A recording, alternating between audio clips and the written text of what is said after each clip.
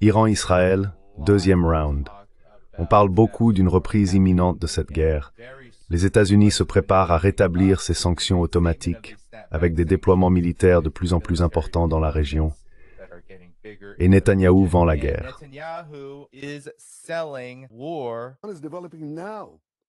Cela se développe maintenant. Des missiles balistiques, intercontinentaux, avec une portée de 8000 km. Qu'est-ce que cela signifie? Ajoutez encore 3000 km, et ils auront, sous leurs armes atomiques, New York, Washington, Boston, Miami.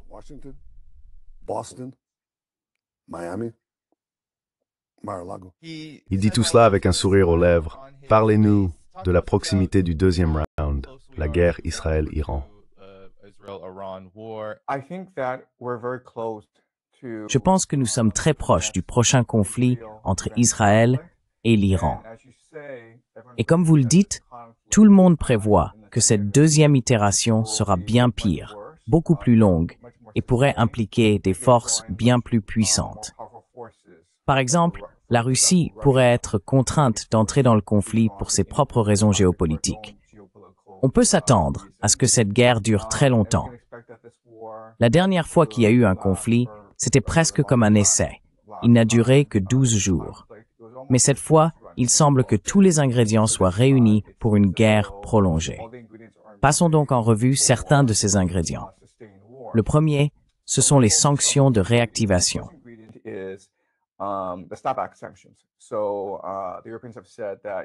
Les Européens ont donc déclaré « Nous avons fait de notre mieux pour parvenir à un compromis avec les Iraniens, mais ils sont récalcitrants, ils sont obstinés, ils refusent d'abandonner leur programme d'essais nucléaires, et nous sommes donc contraints d'imposer des sanctions. » Les Iraniens ont récemment remboursé l'ensemble de leurs dettes extérieures en souffrance, et l'Iran a été retiré du système SWIFT.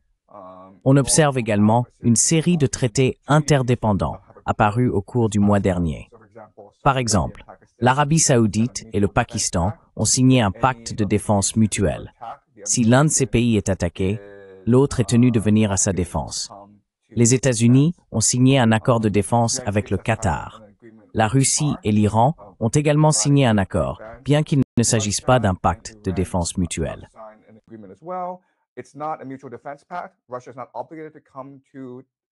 La Russie n'est pas obligée de venir à la défense de l'Iran s'il est attaqué, mais elle lui apportera d'autres formes de soutien. Ce que nous observons ressemble presque à une répétition des mois précédant la Première Guerre mondiale, le déclenchement de la Première Guerre mondiale, lorsque les nations étaient liées par des traités d'alliance imbriqués, de sorte qu'un petit conflit régional comme celui de Sarajevo s'est rapidement étendu à toute l'Europe et à la majeure partie du monde. Je pense qu'un grand nombre des ingrédients d'une escalade massive sont déjà réunis. Il semble que quoi que fasse l'Iran, les États-Unis y verront une provocation justifiant une attaque. Si Israël attaque l'Iran, l'Iran sera contraint de se défendre et par conséquent considérera tous les belligérants possibles comme des cibles. Israël est un belligérant, mais il faut aussi se rappeler que les États-Unis soutiennent Israël en déplaçant tous ses avions ravitailleurs vers la région, au Qatar.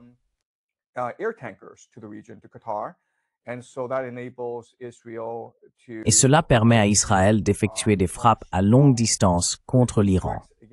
Les États-Unis soutiennent activement Israël, et par conséquent, l'Iran estime qu'il est justifié d'attaquer les bases américaines dans la région. Mais s'il le fait, cela entraînerait les États-Unis dans la guerre. Si l'Iran est acculé, il fermera le détroit d'Ormuz. Si le détroit d'Ormuz est fermé, cela causera d'énormes dégâts à l'ensemble de l'économie mondiale. La majeure partie de l'Asie de l'Est dépend du détroit d'Ormuz pour son approvisionnement en pétrole. Donc si le détroit d'Ormuz est fermé, les États-Unis pourraient être contraints d'envoyer des troupes au sol pour le sécuriser. Et si cela se produit, ce sera essentiellement la Troisième Guerre mondiale. Les États-Unis sont déjà engagés. Ils doivent aller jusqu'au bout maintenant, car il y a des troupes au sol dans la région. Ils ne peuvent plus se retirer.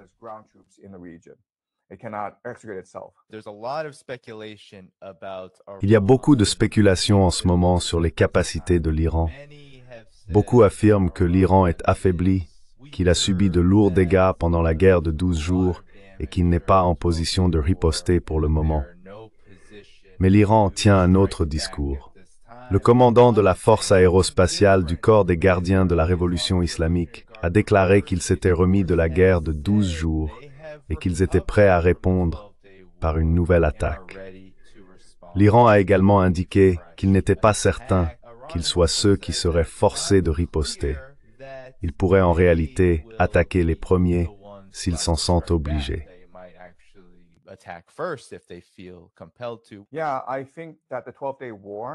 Oui, je pense que la guerre des 12 jours, même si les Israéliens ont mené de nombreuses frappes de décapitation, tué de nombreux scientifiques nucléaires et éliminé plusieurs hauts responsables militaires, a semblé, aux yeux des Occidentaux, être un succès retentissant.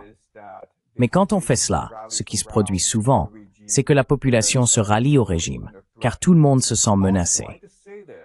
De plus, je dois dire que lorsque l'on écarte une partie de la haute direction, cela peut en réalité rendre l'armée plus dynamique et plus vivante.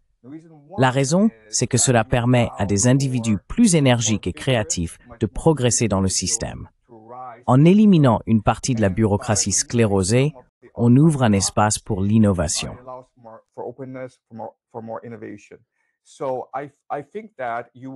Je pense donc qu'il y aurait une direction beaucoup plus dynamique, plus créative et plus énergique au sommet en ce moment si une seconde itération devait avoir lieu.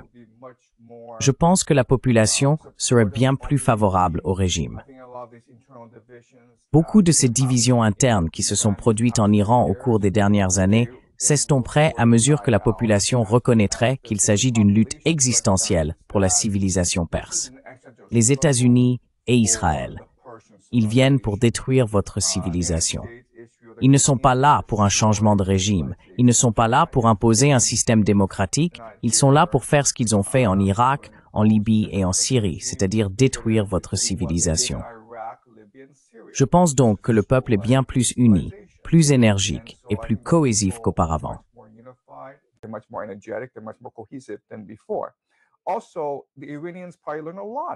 De plus, les Iraniens ont probablement beaucoup appris sur les capacités israéliennes et américaines pendant la guerre des 12 jours. Ils savent comment les Israéliens mèneront cette guerre et ils savent comment l'Amérique soutiendra Israël. Ainsi, les Iraniens sont en mesure, en quelque sorte, d'appliquer une approche de théorie des jeux au scénario, et ils peuvent désormais développer des contre-mesures bien plus efficaces. Rappelons que le cœur de l'armée iranienne repose sur les drones et les missiles balistiques intercontinentaux. Et ce que nous avons vu pendant la guerre des 12 jours, c'est qu'Israël ne peut pas se défendre contre les ICBM iraniens, en particulier les hypersoniques. Le soi-disant dôme de fer présente de nombreuses failles. Israël ne peut donc pas se défendre efficacement contre une frappe iranienne totale. Je pense que l'armée iranienne aborde cette deuxième phase avec beaucoup plus d'énergie et de confiance.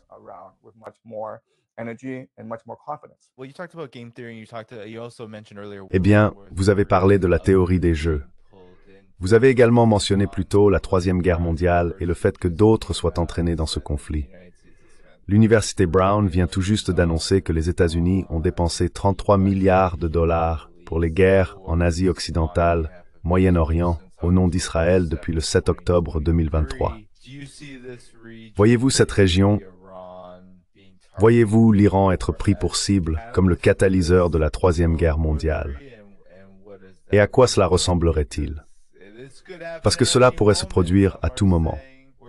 Certains disent que nous verrons cette attaque en octobre, d'autres affirment que cela se produira d'ici la fin de 2025. Il semble qu'il y ait ici suffisamment de désespoir du côté de l'Occident, du côté des États-Unis, du côté d'Israël, pour que cela ait un certain soutien.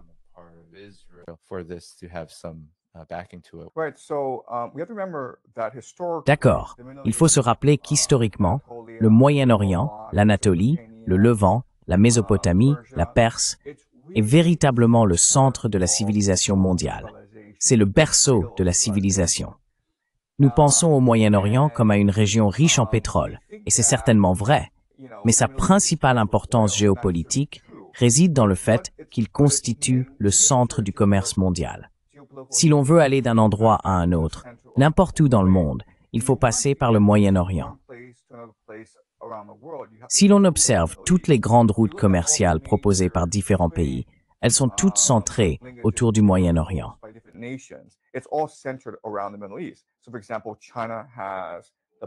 Ainsi, par exemple, la Chine dispose de l'initiative La ceinture et la route, dans laquelle l'Iran joue un rôle très important.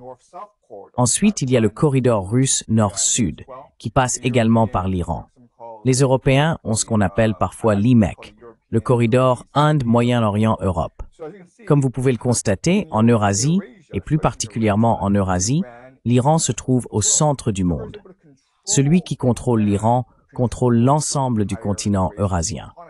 Et comme je l'ai mentionné, le détroit d'Ormuz est un point d'étranglement extrêmement stratégique, car une grande partie du pétrole mondial transite par ce passage très étroit contrôlé par l'Iran.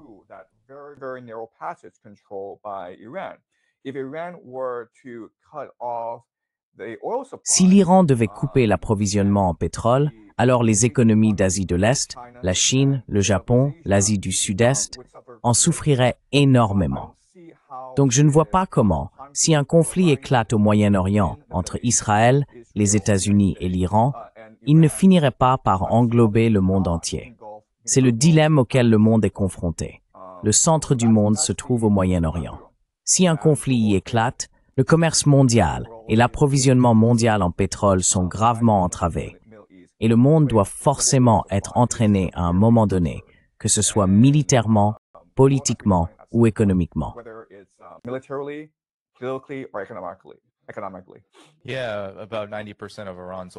Oui, environ 90% du pétrole iranien est exporté vers la Chine pour contribuer au développement des routes commerciales que vous venez de mentionner dans le cadre de l'initiative La ceinture et la route. Et bien sûr, concernant la Russie, on a beaucoup parlé de la chute de la Syrie et de la confusion que cette situation a provoquée chez de nombreux observateurs ici. Pourquoi la Russie s'est-elle retirée? Pourquoi la Syrie n'a-t-elle pas riposté? Mais cette situation semble très différente, professeur Jiang, car l'Iran, comme vous l'avez dit, est un acteur clé dans le développement de cet ordre civilisationnel presque post-occidental. Parlez-nous-en, car Israël est au centre de tout cela. Je veux dire, c'est Israël qui provoque tout ce chaos. Quel rôle Israël joue-t-il dans cette déstabilisation? Et pourquoi Israël bénéficie-t-il d'une telle liberté d'action, y compris celle de déclencher une guerre qui pourrait mener à une situation de type option Samson, par exemple avec l'Iran?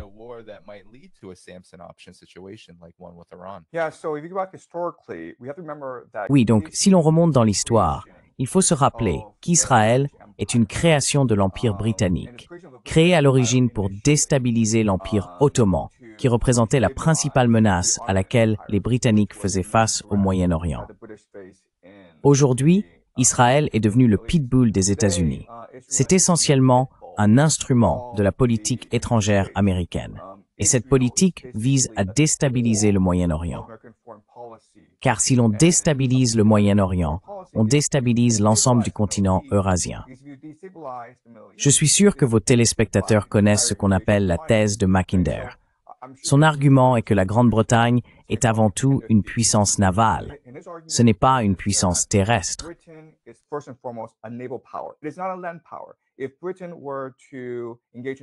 Si la Grande-Bretagne devait s'engager dans une guerre terrestre, ce serait désastreux pour elle. Elle perdrait. La Grande-Bretagne est avant tout une puissance navale et elle contrôlera toujours les mers du monde. Ainsi, la plus grande menace pour l'impérialisme britannique, la plus grande menace pour la domination mondiale britannique est l'unification du continent eurasien. Si une grande puissance devait y émerger, que ce soit la Russie ou l'Allemagne, alors la Grande-Bretagne perdrait le contrôle des routes commerciales, car cette puissance eurasienne pourrait facilement construire des chemins de fer reliant l'ensemble du continent au Moyen-Orient et à l'Afrique. Et alors, la Grande-Bretagne ferait faillite.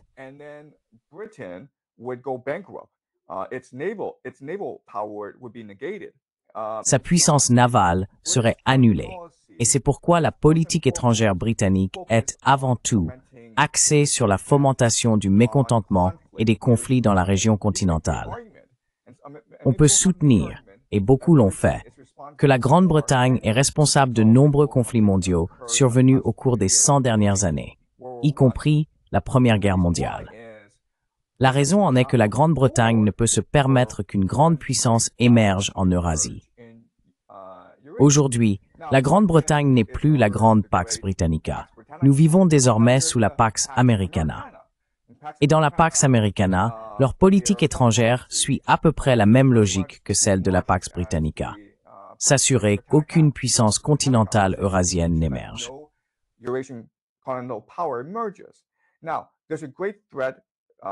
Il y a maintenant une grande menace à l'horizon. Elle s'appelle les BRICS. Il est donc tout à fait possible que si l'on laisse simplement ces pays tranquilles, la Russie, l'Inde et la Chine s'unissent pour former un réseau commercial qui rassemblerait le continent eurasien. Et si cela devait se produire, alors l'Amérique perdrait l'accès à l'Eurasie, elle perdrait l'accès au Moyen-Orient, et comme elle est aujourd'hui assise sur une dette de 37 000 milliards de dollars, elle ferait immédiatement faillite. Ce qui se passe au Moyen-Orient constitue une crise existentielle pour l'Amérique. Elle doit contrôler le Moyen-Orient afin d'empêcher cette coalition des BRICS d'émerger.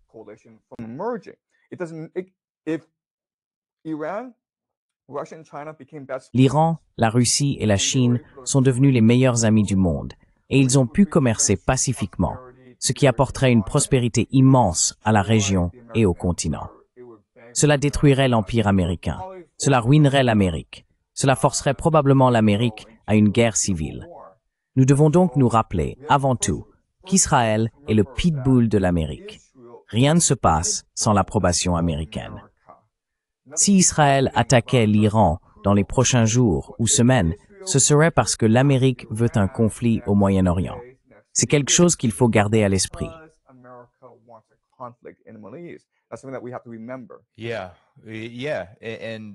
Oui. Et depuis le tout début, l'Iran a déclaré qu'il ne se préparait pas nécessairement à la guerre, pas seulement à une guerre contre Israël, mais qu'il en menait une et s'en préparait une contre les États-Unis. Mais vous avez, et je suis curieux de savoir ce que vous en pensez, professeur Jiang, car la manière dont on nous présente le rôle d'Israël dans le déclenchement de cette potentielle troisième guerre mondiale, cette situation nucléaire avec l'Iran, passe par des intermédiaires comme Netanyahou, qui se montre très vantard à propos d'Israël, qui parle presque d'Israël comme de la seconde incarnation de l'Empire des États-Unis. Voici à nouveau Netanyahou dans l'émission de Ben Shapiro, expliquant à quel point les États-Unis ont besoin d'Israël.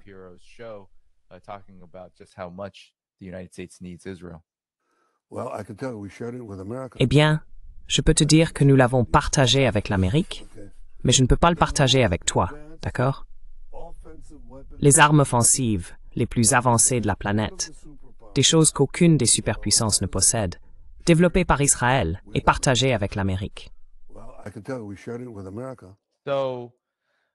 Alors, professeur Jiang, il dit en gros que le récit qu'on entend, c'est qu'Israël est en réalité aux commandes, parce que les États-Unis ont tellement besoin de lui pour atteindre les objectifs dont vous parliez. Qu'en pensez-vous et comment cela s'inscrit-il dans une perspective historique?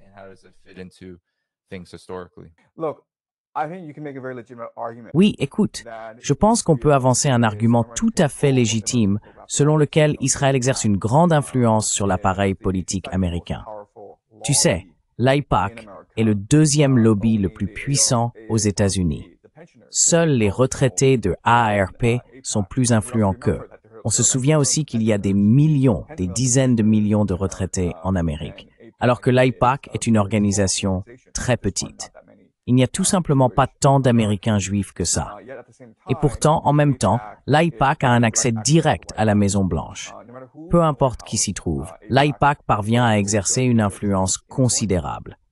On a aussi l'impression que les médias et le secteur financier sont dominés par des intérêts sionistes. Donc oui, on peut avancer un argument tout à fait légitime selon lequel Israël contrôle la appareil politique américain.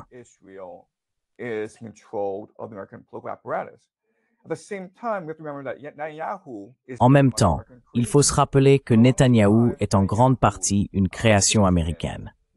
Pendant très longtemps, le mentor de Netanyahou a été Sheldon Adelson, qui était juif mais aussi américain.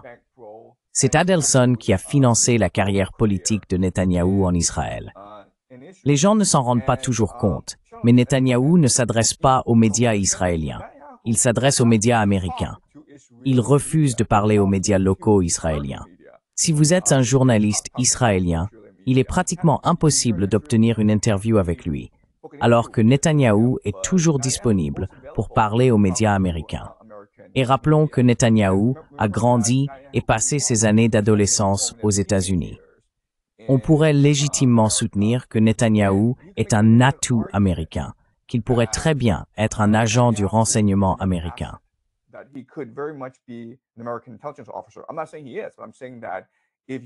Je ne dis pas que c'est le cas, mais je dis que si l'on faisait cette supposition et que l'on trouvait des preuves pour étayer cette affirmation, on pourrait en trouver beaucoup. Donc je pense que lorsque Netanyahou déclare que vous savez, nous, Israël, nous contrôlons l'Amérique, la principale raison, c'est que ces empires n'aiment pas être perçus comme des tyrans. Si l'on remonte à l'époque de l'Empire romain, celui-ci a déclenché toutes sortes de guerres à travers le monde. Ils ont essentiellement incendié Carthage sans raison particulière. Mais si l'on examine leur histoire, ils ont toujours présenté les choses comme s'ils avaient été provoqués à faire la guerre, comme s'ils étaient épris de paix, mais contraints par des circonstances exceptionnelles, parce qu'ils étaient menacés, parce que le camp adverse les avait menacés. Ils n'avaient pas d'autre choix que de faire la guerre.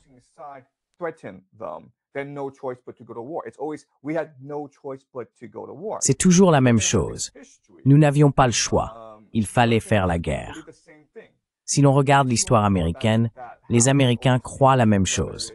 Chaque guerre menée à l'étranger, que ce soit la guerre hispano-américaine, la Première Guerre mondiale ou la Seconde, ils ont toujours été trompés, forcés ou manipulés pour y entrer. Je pense donc que c'est simplement la manière dont les Américains, le peuple, les puissants aux États-Unis, aiment présenter les choses. L'Amérique était prise de paix. C'est un empire pacifique. Ce n'est même pas un empire, c'est une république, pas un empire. Et donc, lorsqu'elle part en guerre, c'est parce que quelqu'un l'a trompée pour qu'elle y aille. Si les États-Unis devaient entrer en guerre contre l'Iran cette fois-ci, ce ne serait pas parce qu'ils ont des intérêts libéraux à protéger.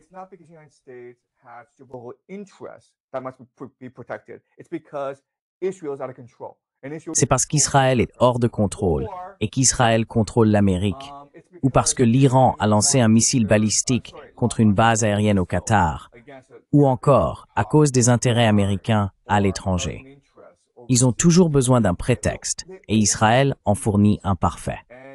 Donc vous savez, Netanyahou ne rend service à personne, surtout pas à son propre peuple, en disant « Oh, nous contrôlons l'Amérique ». Et il le dit depuis plusieurs décennies.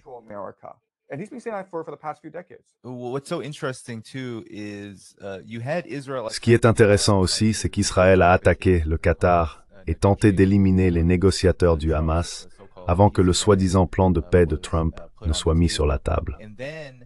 Ensuite, Trump a accordé au Qatar des garanties de sécurité similaires à celles de l'OTAN, ce qui crée presque une situation où les États-Unis disposent désormais d'un modèle, une doctrine, pour défendre, par la guerre, tous ces pays entourant l'Iran et abritant des bases militaires américaines. L'Iran a été très clair sur le fait que ces bases sont vulnérables si les États-Unis entrent en guerre, et l'Iran considère qu'une guerre d'Israël contre l'Iran serait une guerre menée par les États-Unis. Alors, qu'en pensez-vous? Comment voyez-vous cela?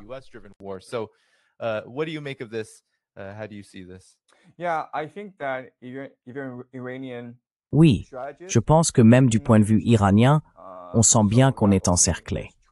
Il n'y a pas seulement ce traité entre les États-Unis et le Qatar, mais aussi celui entre le Pakistan et l'Arabie saoudite.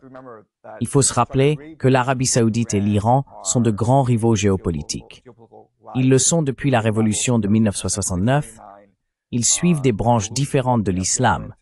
Vous savez, l'Iran est chiite et l'Arabie saoudite est sunnite. Ils se disputent tous deux la suprématie dans le monde islamique. Ils vendent tous deux du pétrole. Et il existe aussi une rivalité économique.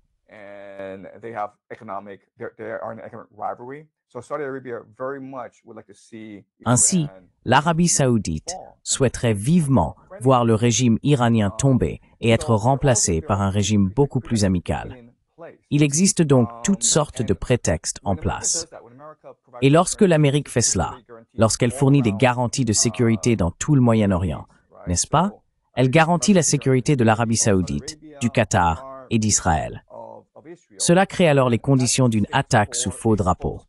Même si l'Iran faisait preuve d'une retenue considérable, et il en a fait preuve ces dernières années, si une attaque sous faux drapeau devait se produire au Qatar, en Arabie saoudite ou en Israël, les États-Unis seraient alors contraints d'attaquer l'Iran en représailles.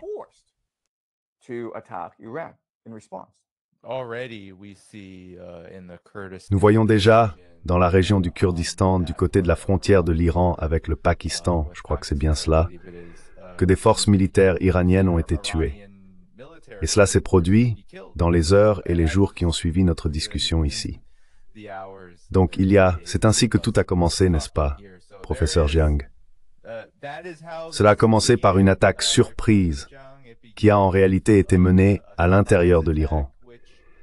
Et encore aujourd'hui, les médias israéliens, je crois que c'était Haaretz, ont récemment publié un article expliquant comment Israël mène une opération d'influence à l'intérieur de l'Iran pour tenter de provoquer un changement de régime.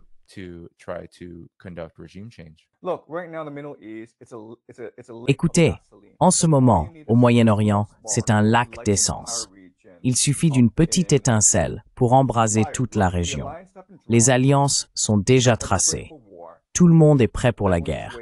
Tout le monde attend simplement que la mèche soit allumée.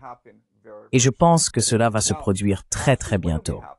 Maintenant, quant au moment où cela arrivera, ce qu'il est intéressant de rappeler, c'est que pour les Israéliens et pour les Américains, il ne s'agit pas seulement d'une rivalité géopolitique.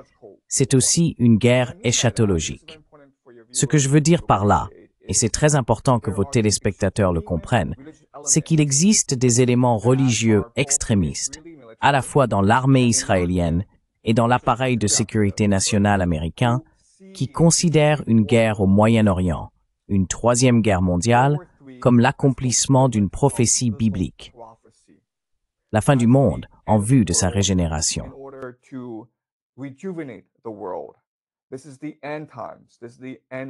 C'est la fin des temps. C'est la fin des jours. Et encore une fois, je ne pense pas qu'on mesure vraiment à quel point l'appareil de sécurité nationale américain est entièrement déterminé à déclencher la troisième guerre mondiale afin de provoquer le retour de Jésus, la seconde venue. Ces éléments au sein de l'appareil de sécurité nationale, vous en avez sûrement entendu parler, n'est-ce pas? Ce sont les Mormons, les francs-maçons, les jésuites et ces juifs religieux extrémistes. Il existe donc différentes sociétés secrètes intégrées dans l'appareil de sécurité nationale, toutes suivant un certain scénario qui exige d'elles qu'elles déclenchent la troisième guerre mondiale au Moyen-Orient.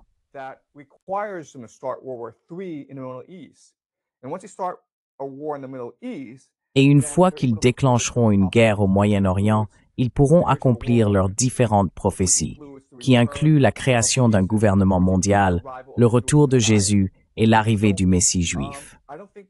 Je ne pense pas que les gens mesurent vraiment les éléments eschatologiques, les aspects religieux extrêmes qui sous-tendent ce conflit au Moyen-Orient. Mais je le souligne, car il y a presque une forme d'anxiété, une précipitation à déclencher cette guerre le plus vite possible. C'est insensé.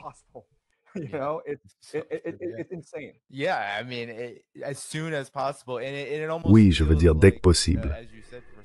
Et on a presque l'impression, comme vous l'avez dit, professeur Jiang, qu'il y a cette tension accumulée qui ne concerne pas seulement les réalités sur le terrain, mais aussi, nous avons maintenant un secrétaire à la défense, Pete Hanks, qui est un croisé. Il se qualifie lui-même de croisé. Toute son idéologie repose là-dessus, sur l'élimination de l'Iran et bien sûr de la Chine, de la gauche, des pécheurs et de tout ce qui s'y rattache. Mais ce sont ce genre de personnes. Et ensuite, on en vient au sionisme chrétien. L'idéologie motive réellement ces gens. Les réalités sur le terrain, pour eux, sont presque secondaires face à leur soif de guerre.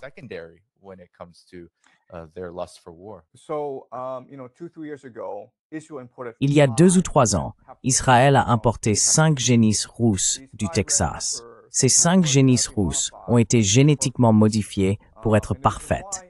La raison en est que la Bible dit qu'il faut sacrifier une génisse rousse afin de consacrer le sol destiné à la construction du temple. Cela signifie que les extrémistes religieux en Israël veulent construire le 3e temple. C'est problématique, car ils souhaitent l'ériger à un emplacement de la mosquée Al-Aqsa, qui est le 3e lieu le plus sacré du monde islamique.